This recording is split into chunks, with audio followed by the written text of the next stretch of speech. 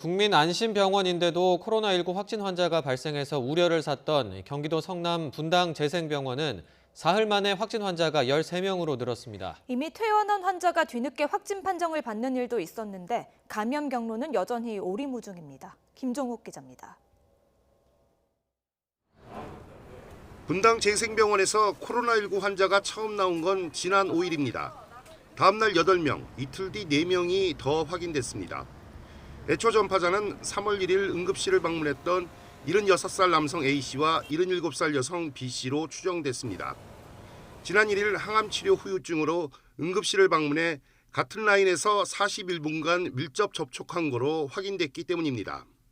3월 1일 응급실 공간에서 두 분이 2m 이상의 간격을 두고 같은 공간에 있었던 적이 있습니다.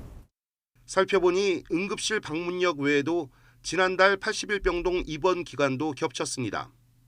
그런데 변수가 생겼습니다.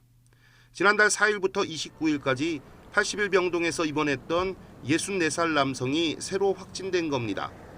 이 남성은 3월 1일 당시 이 병원에 없었기 때문에 지난달 입원했을 때 감염됐을 가능성이 큽니다.